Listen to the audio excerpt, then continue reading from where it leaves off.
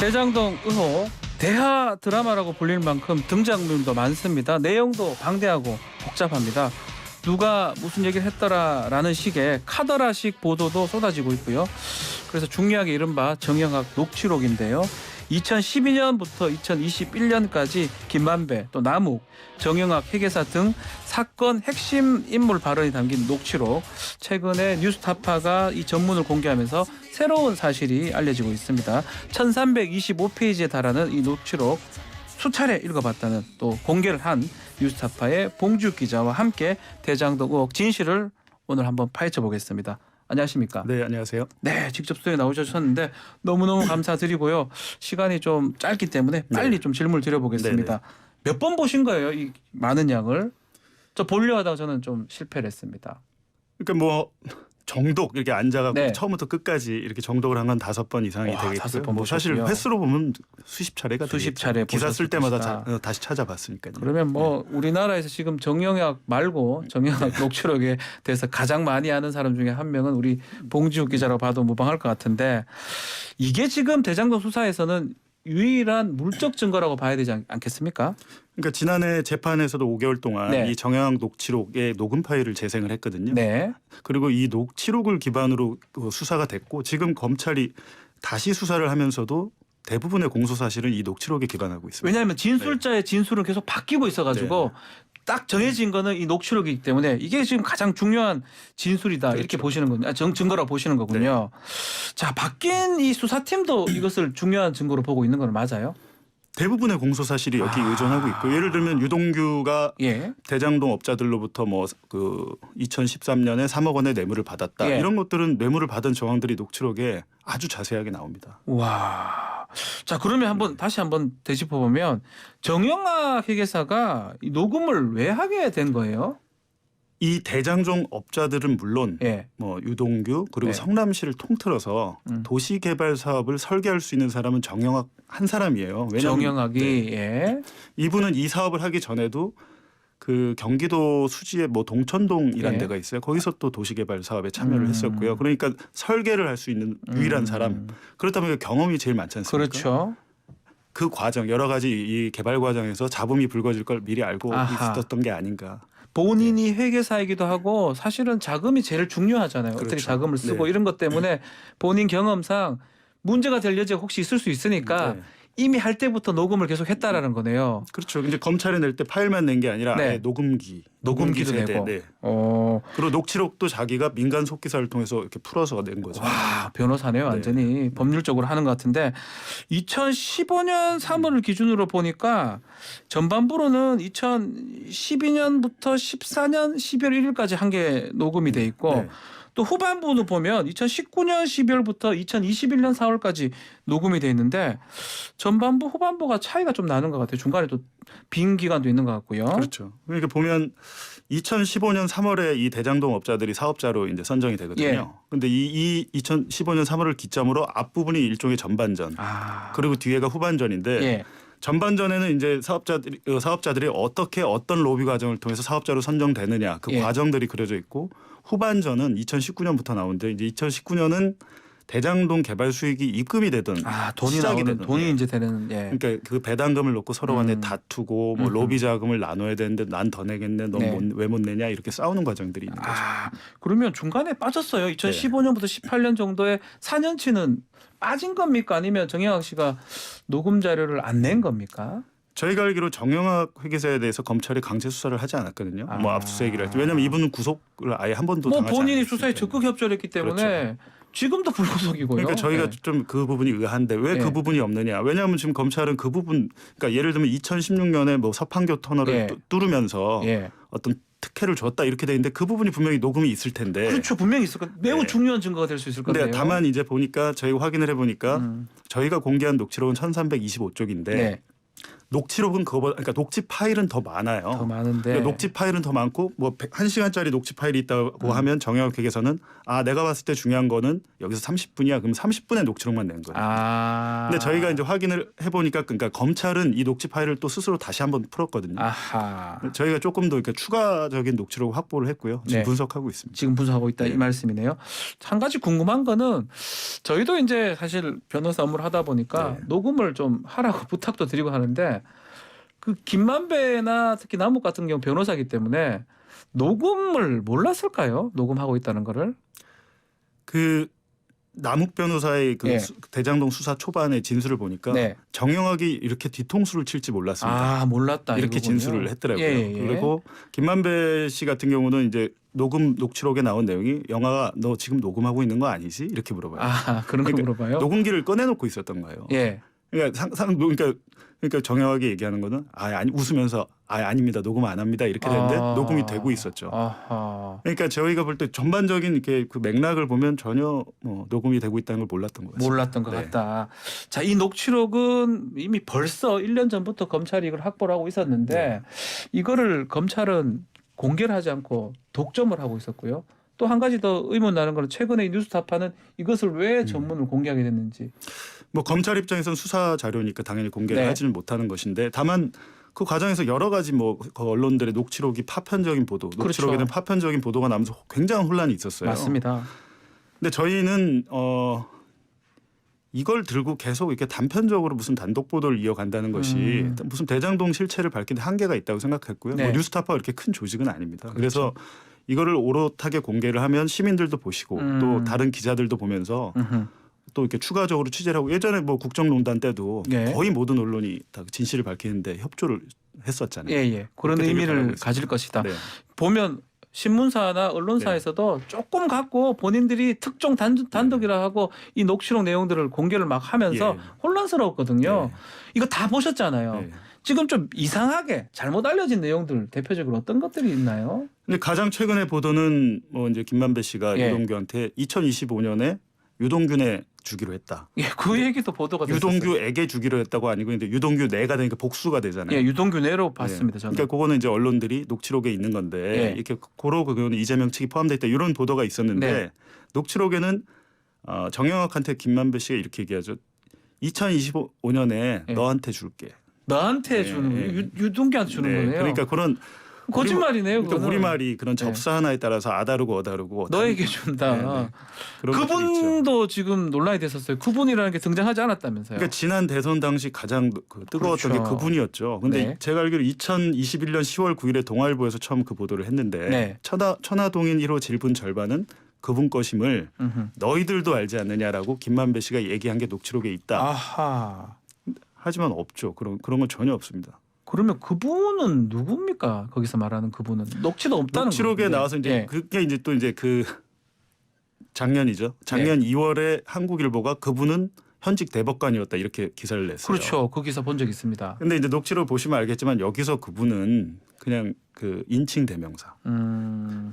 앞에서 말한 그분은 1호의 차명 지분의 실제 소유주를 뜻하는 건데 예. 여기서의 그분은 그냥 인칭 대명사예요. 정말 그분입니까? 예. 그러면? 아하. 근데 그 대법관님 스스로 뭐 기자회견도 하시고 그 소명을 하셨지 않습니까? 네. 자, 일단은 천화동인 1호가 가장 뭐 지분도 많고 문제가 되는데 이재명 대표는 이걸 몰랐다. 네. 천화동 1호 언론 보도를 보고 알았다라고 얘기를 하고 있고 유동규나 이 유동규 본부장 얘기로는 이미 김용이나 정진상 실장한테 보고를 했기 때문에 이재명 알았을 것이다. 이렇게 얘기를 하고 있는데 녹취록상에 이렇게 좀 확인되는 부분들이 있을까요? 녹취록에는 이제 뭐 이재명 대표가 뭐 특혜를 지시하거나 공모하거나 한 정황은 나오지는 않고요. 네. 그리고 이제 정진상 실장, 김용 전 부위원장도 마찬가지거든요. 네. 근데 다만 이제 이름들은 나오죠. 이름들은 나온다. 나오는데 예. 정진상, 김용 뭐 이렇게 언급이 되는데 예. 예를 들면 뭐 이런 겁니다. 2014년 6월에 성남시장 재선 선거가 끝나고 예. 뭐 김만배, 김만배, 정진상 등이 만나서 의형제를 맺었다라고 아. 남욱이 들었다고 정영학의 전언이에요. 그런데 검찰은 그거를 의형제를 맺었다라고 이제 사실을 확정하죠. 왜냐하면 근데 정진상 쪽은 그런 적이 없다. 네. 그래서 이렇게 맞부딪히는 거지. 아하. 거기서 어떤 뭐 약정을 맺거나 한 것들은 없죠. 예를 들면 저희가 그런 게 있었으면 그것부터 보도를 하지 않았겠습니까? 보도를 먼저 하겠죠. 네. 자, 그러면 이제 지금 검찰이나 또 재판부에서 많이 보고 있는 게 배임죄 같은데 이 배임죄라면 정황이 좀 동기 같은 게 있어야 되잖아요. 그런 동기가 녹취록에 특히 뭐 이재명 당시 시장이 그런 게 좀 보이는 게 있나요? 저는 재판에서 그 배임을 밝히기가 쉽지 않을 거라고 봐요. 왜냐하면 2010년에 성남시장이 되자마자 네. 기존에 이제 한나라당이 막 반대해서 민간 개발로 해야 된다라고 그렇죠. 한 거를 공영 개발로 뒤집어 버려요. 예. 공영 개발로 뒤집은 다음에 그러면 다시 민간 개발로 해줬다면 그게 어떤 배임이 될 텐데 민간 합동 개발로 해가지고 수익을 쉐어했단 말이에요. 네. 그리고 비슷한 사이즈 이렇게 그 면적 95만 제곱미터 대장동이 그 정도 되는데 예. 일산풍동이 그 비슷한 사이즈. 일산에. 예. 근데 일산풍동도 대장동 업자들이 사업을 하려고 했었습니다. 원래 들어갔었어요. 예. 근데 거기는 이제 일산 같은 경우는 민간 개발이거든요. 예. 근데 대장동 같은 경우는 어찌됐든 5,500억 가까운 수익을 가져왔잖아요. 예. 그러면 이제 다 비슷한 사이즈의 다른 지역의 개발과 비교해 봤을 때 이게 배임이 될까? 라는 게 있는 거죠. 비교를 해보면 배임이 되기 좀 어렵다라고 보시는 거고요. 일산풍동 같은 경우는 고양시에서 가져간 게 거의 없습니다. 아하, 수익 환수한 걸 말씀하시는 거고. 자, 그러면 또 뇌물죄 부분도 한번 질문을 드려보면 김용이나 정진상 실장 같은 경우가 이 대장동 일당한테 뇌물을 받았다라고 재판이 지금 넘겨진 상황인데 이게 녹취록에 좀 담겨진 내용이 있을까요? 녹취록에 보면 2013년 4월부터 유동규가 먼저 뇌물을 요구하거든요. 세 개를 달라. 아하. 3억이죠. 3억을. 네. 그리고 뭐 김만배랑 나무한테 달라고 하는 겁니까? 나무한테 달라고 그때 하는 당시 거군요. 나무기 전담 마크맨이었습니다. 예.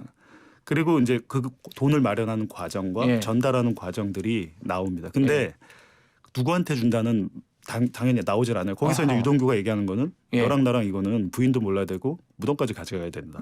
이렇게 얘기를 하거든요. 근데 검찰은 그때 그 돈을 받은 게 김용과 정진상이었다는 건데 3억 5,200만 원이 갔는데 이 두 분이 받은 돈은 1억 7천밖에 안 돼요. 그러니까 나머지 돈 1억 8천만 원 정도는 지금 소명이 안 되고 있는 거죠.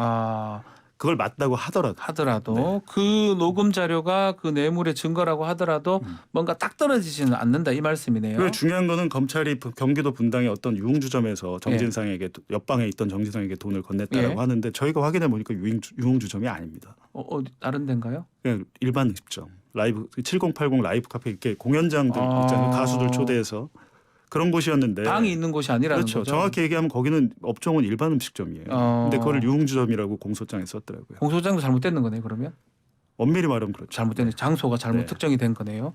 자, 그러면 그 중에 가장 중요한 게 428억 약정했다 이 부분이 지금 가장 중요한 얘기고 뭐 말씀대로 2025년에 유동규 내한테 주기로 했다 이렇게 보도가 됐는데 이거는 물증이 좀 있을까요? 녹취록에?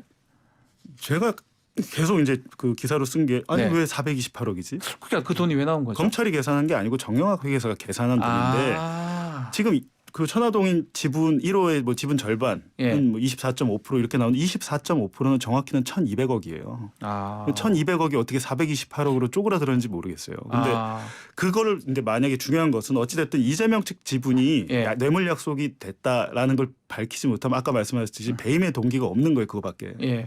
검찰은 그걸 밝혀야 되는데 기본적으로 이 금액 자체가 좀 이상하거든요. 범죄 수익을 검찰이 줄여줬어요. 1,200억인데 428억으로 낮춰줬네요. 그러니까 변호사님이시니까 아시겠지만 범죄 수익에서 뭐 세전세후가 있습니까? 없습니다. 약속하는 금액 그대로잖아요. 세금도 빼고 김만배 씨가 그 천화동일에서 빼간 450억 가량의 그 약정 그 대여금도 빼줬어요. 거기서 차 떼고 포 떼고 다 해가지고 돈을 그러니까 범죄 수익을 줄여준 거죠. 납득하기는 좀 어렵네요. 녹취록상의 증거라고 하더라도 이해하기 어렵다는 부분이네요. 지금 얘기 들어보면 녹취록대로 따라갔을 때 그 범죄 사실을 입증하는 게 녹록지 않다라고 지금 말씀 주셨는데 또 한편으로는 그 녹취록에 이 다른 법조인 로비 이런 내용들은 안 나오는 겁니까?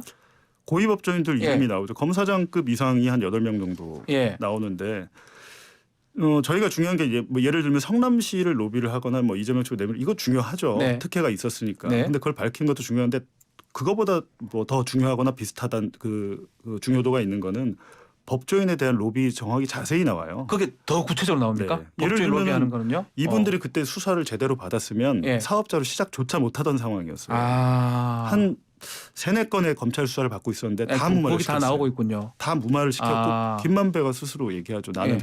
대장동 로비스트다. 어허. 이렇게 하면서 이제 앞으로 저희가 추가로 또 기사를 쓰겠지만 예. 그때 당시만 해도 이분들이 이 대장동 업자들이 로비 자금을 한 100억 정도 네. 얘기를 하고 있어요. 어. 그때 당시에도 이미 이 검찰 수사 무마를 하면서 상당한 돈이 건너간 정황이 있습니다. 그러면 지금 말한 대로 우리가 언론에 보도된 50억 클럽은 네. 지금 어쩌면 어떤 수사무마 로비 자금으로 썼을 가능성이 있는 거잖아요. 녹취록을 반복해서 보다 보면 예. 그게 보이거든요. 아, 보인다. 어떻게 이렇게 된 것이? 왜냐하면 50억 클럽의 6명이 그 홍성근 머니투데이 회장 빼고 예. 다 법조인이잖아요. 예. 고위법조. 그 사람 빼곤 다 법조인입니다. 이분들이 어떻게 역할을 했는지 거기 나오고요. 역할도 나옵니까? 그렇죠. 그러니까 김순환 전 총장이나 윤곽근 전 고검장은 실명으로 거론돼서 나오는 것이고 최재경 전 수석 같은 경우는 2011년 대검 중수부가 그 부산저축은행에서 그렇죠. 살 때 예. 후반 2011년 8월쯤에 대검 중수부장이에요. 중수부장. 그때 왜 수사 안 했는지가 계속 논란이 됐지 않습니까? 야, 그러면 왜 수사를 안 했던 거라고 보시는 겁니까? 그거를 저희가 단정해서 얘기할 수는 없지만 예. 윤석열 대통령이 그 대선 당시에 그때 당시 그거는 일반 대출이었고 수사 대상이 아니었다라고 말을 했잖아요. 저희가 취재를 해보니까 대출이 문제가 아니라 거기는 부산저축은행의 차명 사업장이에요. 저축은행은 도시개발 사업하면 안 되겠잖아요. 되겠잖아요. 예. 사실상 이 저축은 부산저축은행에서 접수를 한 겁니다. 아하. 당연히 수사 대상이 됐어야 되는 거죠. 아하. 근데 그게 빠졌다는 건데, 자, 그 대상 과정에서도 그 부분도 좀 논란이 됐었어요. 김만배 씨가 내가 가진 카드면 윤석열 죽어 이렇게 얘기했던데 이것도 이 녹취록의 내용은 있는 거예요? 그 부분은 지금 공개된 버전은 없고요. 추가 버전에 있습니다. 아, 추가 버전에 있고. 근데 제가 봤는데 그 부분은 이제 민주당에서 뭐 이렇게 얘기를 했는데 그건 아니고 그건 예를 들면 아니고, 이런 거예요. 양승태 대법원장 사법농단 관련해서 윤석열 그때 당시 이제 그 검찰총장을 막 비판하는 그런 뉘앙스죠. 그런 뉘앙스이기 때문에 이거는 뭐 돈이라든지 뭐 그게 가장 수사무마 이런 건 아니라는 거예요. 가장 문제예요. 한 문장 한 문장으로 이걸 보면 안 되고요. 전체적인 맥락에서 봐야 된다는 거죠. 이거는 뭐 사실은 이재명 측이라든지 또 반대 측이라든지 다 한 문장을 갖고 와가지고 자기가 필요한 것만 자기한테 맞게 얘기를 자꾸 하다 보니까 계속 문제가 되는 거네요. 뭐 이재명 게이트가 있다 이랬는데 이재명 게이트에 대한 내용이 없는데 없다는 거죠. 야, 참 얘기를 할 게 지금 너무 많은데 자, 이거 한 번 질문 좀 드릴게요. 김만배 씨가 지금 너무 중요한데 김만배 씨 같은 경우는 뭐 돈도 너무 많이 든다. 이놈 정리하면 또 뒤에서 숨어 있다. 이놈 다시 나오고 뭐 아파트 분양권도 사주고 여러 가지 얘기가 나오는데 김만배 씨 역할이 거기서는 어떤 걸로 보이는 겁니까? 녹취록에? 대장동 로비스트로 처음에 2011년부터 이제 인연을 맺고 들어왔다가 로비스트를 하다가 갑자기 순회 그 두목이 돼요. 두목. 아, 두목이 돼. 그 두목이 되는 이유가 바로 수사 무마를 성공적으로 했기 때문이에요. 아, 막아내니까 내가 그렇죠. 대장이 되는군요. 원래 나무계 지분이 2015년 당시에 거의 66%라고 봐야 되는데 그때 당시 남욱은 24%만 받고 빠졌지 않습니까? 25%만 받고. 근데 김만배 씨가 49%를 가질 수 있었던 거는 그런 로비의 힘을 본 거죠. 아하. 그리고 마지막에도 수익 배분을 하는 게 그때 당시에 자기가 수사 무마를 한 대가를 주겠다는 거죠. 그러면 녹취록을 보면 결국은 이 김만배의 로비가 어디로 작동했느냐 이걸 보는 게 어쩌면 좀 합리적인 의심이고 합리적인 수사일 수 있겠네요. 저는 그 부분 반드시 수사를 해야 돼요. 왜냐하면 이게 지금 녹취록의 내용과 정황이 사실인지를 따져봐야 이거 만약에 사실이면 수사 무마뿐만 아니라 재판 거래까지 있거든요. 아하. 그럼 다 처벌이 뭐 어마어마하게 처벌이 되겠네요. 저는 사법농단 게이트로 커질 수 있다고 봅니다. 아하, 알겠습니다. 시간이 다 됐습니다. 주어진 시간 다 됐는데 마지막으로 녹취록 다 본 입장에서 대종동 사건 한마디로 한번 정해 줄 수 있겠습니까? 짧게. 검찰과 언론이 유착한 법조 비리다. 법조 비리 사건이다. 대장 사건은. 알겠습니다. 완전 다르네요. 지금 얘기하고. 알겠습니다. 자, 오늘 인터뷰 여기서 마무리하고 좀 더 추가 파일 나오면 한 번 더 인터뷰 부탁을 좀 드려도 되겠습니까? 알겠습니다. 자, 뉴스타파의 봉지욱 기자와 함께했습니다. 감사합니다. 고맙습니다.